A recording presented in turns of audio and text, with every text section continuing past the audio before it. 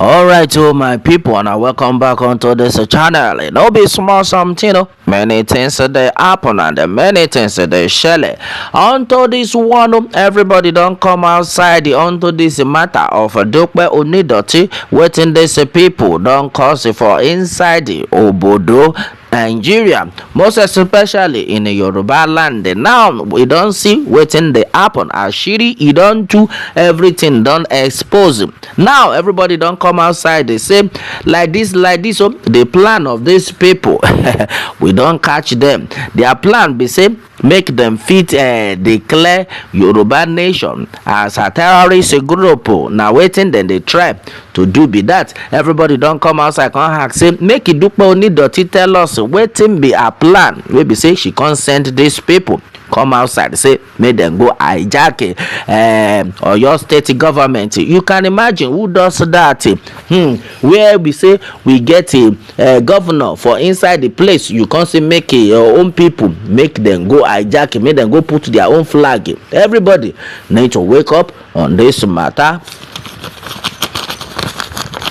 Now everybody don't come outside. Come they talk say the family of MKO Abiola, the most especially the one where we say everybody don't know say this is Dupe Onidoti don't claim say she be part of that family. Now they don't call out to call her Abiola, the son of the late MKO Abiola, make him and in family people make them come out their dirty hand for inside the Yoruba nation matter. Now they don't let us understand say these people wey be say them they call Abiola family, say them be wicked people, say them be the bad people wey be say they want spoil Yoruba nation. Now everybody come outside come they talk about all the things wey these people don't do to scatter Yoruba people. Waiting be on a problem. Now so everybody come they ask say waiting Yoruba people do the family of Abiola wey be say even the pikin that time wey they call her Abiola when he contest that time. In fact, he get one time where the man come dey talk say if him become the president of Nigeria, say he go say make them buy Chief Sunday Igboho straight. Say in fact they go buy Chief Sunday Igboho straight. He go even say make them buy Nnamdi Kanu. Say he no get time. That kind of person where they say make them buy a Yoruba man. You know reason I'm say this man he can always do and do against the Yoruba people. Now people don't come outside come they talk say exactly waiting the Dupe Onidoti come they do. Now see family of Abiola. So all these people why be say they hate the Yoruba people. Now we they talk about say suffer day inside Yoruba land and it all they say Fulani people where on they see. If not be say God they use the Yoruba nation, the really Yoruba nation people, no be this one so we come inside the secretariat come form like Yoruba nation. We know say all of them be Aboki people. If na Yoruba people, if na Yoruba people in the first place, if they genuine, they go even they speak Yoruba, they go even hear Yoruba. You can imagine waiting them do. They come some few Yoruba people join them, but the majority of them actually don't do. The majority of them will come do that operation. Then be Hausa people. Now everybody don't come outside and say this woman will be say then they call Dupe Onidoti that the generation of Abiola say they no go prosper onto this level. We be say they don't come outside say make you check their generation, they never do any better thing for the people of Yoruba land for a very long time. Since then they exist, no better thing with these people them don't do. So make you do check the likes of Bola Ige, all those people if you hear their name for good for Yorubaland, make you go check Jakande Awolowo, you go know say all these people then get better name for Yorubaland. But this generation of Abiola then be the enemy of the Yoruba people. Unto that the Yoruba people don't come outside say make everybody make them shine their eyes. So say this woman our plan now to destroy the Yoruba people. Now they say all the things wey be say this their father wey be Abiola don't do, say na bad things na he do for the Yoruba people. Say he no even do better thing for Yoruba people. Wey be say the man they alive. Say na now the wife self don't come carry the same matter for head. Wey be say she just stand gidigba. Say na she dey behind the Yoruba nation. And meanwhile ashiri wey come see too be say dem come dey talk say this man wey be say he kpai this their father wey be say kpa wey dem dey call the MKO Abiola, say that time wey the man dey contest for presidency, say this man wey dem dey call MKO Abiola, that time im dey support the Fulani people to the extent im come declare say make it Bible make e no come for Yorubaland again. In fact they come dey talk am that time according to wetin dey reach also, say this man come dey arrange with all the Fulani people because the Fulani people say dem go help am, but on one condition, make e make sure say Bible no dey enter inside Yorubaland. Now all this one come dey enter our table where everybody come dey talk say e don tey wey be say this family of Abiola dem be enemy of Yoruba people. Now why they come dey do all this kind thing wey be say you know say una be Yoruba person, no Fulani man go say make dem go against im own tribe no matter what, dem no go gree for una. But why come be say for una own time una come dey do this kind thing? And meanwhile according to the incident wey happen wey be say the fake Yoruba people enter Oyo land, wey be say they enter the secretariat go dey misbehave, say ashiri wey true like this no be small. Say the evidence wey be say dem show na very funny evidence, because these people as they say dem catch many people wey be say dem catch, na later they come use another group of people take e show say na dem, of which no be those civil defense na im do that thing wey dem do. Ashiri e don too. Now people come outside say this Dupe Onidoti na politician and she get influence. Because of that influence na im she dey use to take dabaru ile Nigeria and the Yoruba.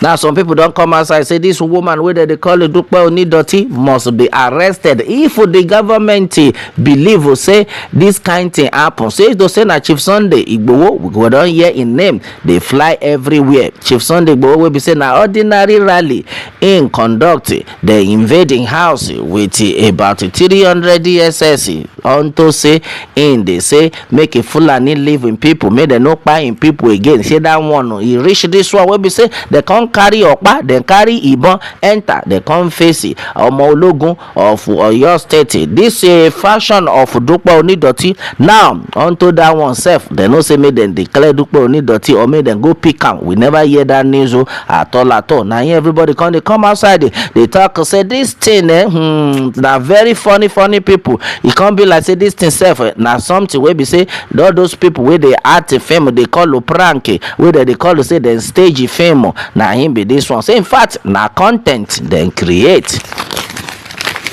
Now why una come dey deceive all the Yoruba people? We no understand who they deceive who, because now we know say Yoruba nation is different from wetin Dupe Onidoti carry for head. Now people don't come describe say Yoruba nation is for Chief Sunday Igboho, while the Democratic Republic of Yoruba na him be for Dupe Onidoti. All this Democratic Republic of Yoruba na them suppose go arrest. Now they can't come outside, they claim say then na Yoruba nation, but at the end of it all, their mama don't come outside. The way be Dupe Onidoti, she don't clear herself. Say like this, so she know wetin she dey do. Say she na Democratic Republic of Yoruba nation, of Yoruba. Now people don't come outside, come say, now where this woman don't come outside, don't declare say na she dey for this bad thing wey happen for your state. Then why can't be say the government up till now they never come outside go pick this woman? They never even talk say may they arrest this woman. This is to tell you that these people they know wetin them do. They are together. Now onto this matter, all the Yoruba people come the verse say for inside the Obodo Yoruba you get one governor for whether they call Governor Adetiwa. That one the governor of Ondo State. This man don't come outside say with all this thing wey don happen, so say in no one hear the name of Yoruba nation for in state. Now people come out and say, you see wetin we dey talk about. Okay, now this governor don come out and say e no wan hear Yoruba nation for Ondo State. Now they come say make this man make he come outside, make he come talk how he want to protect the people if at all the Fulani people wan enter the state. Say because if no be for the small shout wey be say the Yoruba nation people then they shout, only God know wetin for don happen for that Ondo State. And the people come say make we remember wetin happen wey be say all these bad people enter inside their church for Ondo State wey dem kpai plenty people for inside the Ondo State for one church there. Up to now wetin the government do, wetin dem do to trace those people, na so dem don forget everything wey happen. Now this man come outside say yes, so as far as Yoruba nation is concerned, make them no enter for Ondo State. But they don't forget say this Yoruba people, Yoruba Dupe Onitiri faction wey enter, then different from the really Yoruba nation. It can't be like say these people say they no send, they no one know, meaning they no bad thing wey be say then they do, and then na only God na him go punish all of them. Now people call the talk say there's a big difference between Yoruba nation and the Democratic Republic of Yoruba, where we say Dupe Onidoti na him get the Democratic Republic of Yoruba, while Yoruba nation na for the good people of Yorubaland, where we say na Chief Sunday Gbogbo and Professor Banji Akintoye na then get that one. Now the difference be say the real Yoruba nation agitators will be Chief Sunday Gbogbo and Professor Banji Akintoye. Their own pattern na to make peace reign for Yorubaland, not be to come scatter Yorubaland, because now we don't see wetin Dupe Onidoti dey plan. Her plan now be say make it come scatter the place, make it come out too, because you know say anybody wey go fit invade the radio station like that, we go fit invade the governor's office like that too, if they enter na to stop Yoruba nation movement finally. So now wetin she dey plan, we be say ashiri don too, we don't know her secret. Now everybody come dey talk say if the government no know about this thing, then suppose don't go arrest Dupe Onidoti wherever she dey. If they want do am, they fit do am. In fact, if I thought they never rush go arrest her, we suppose don't they hear the name, make it they fly everywhere, say this woman is wanted. But now nobody they talk about her. Who is deceiving who? Just a small rally which if Sunday Igbo do no be say he even carry okpa or he carry ibon go dey fight Nigerian government, then rush come in house, then carry am with all their people. Thank God say God make Chief Sunday Igbo escape that invasion. Now only God know wetin them for don't do. Now everybody don't come outside say this government make una rore, make una do the needful, because we know say all these things na staging. All the people will be say then catch waiting, they don't do those people. Instead they make them deal with those people, they can go carry innocent civil defense, say na them be the Yoruba people. Thank God say these people will be say them cause the wahala, they don't come outside say na lie you. All those people will not catch, no be them we send, the one way we send, then they one corner, then wear the army uniform, that camouflage. This one no be them we send. See as all of them come they contradict themselves, because there is a God will be say he they answer the prayer of him people. Now everybody don't say like this Yoruba nation go. It's not a terrorist group. Yoruba nation go. It is not a bad group. Yoruba nation then be self-determination group that are registered under UNPO. Say this group they register and they know they cause trouble. But this Dupe Onidoti faction where be say don't come outside the way they call Democratic Republic of Yoruba. Now she go. Now she be the problem for Yorubaland. Now she go.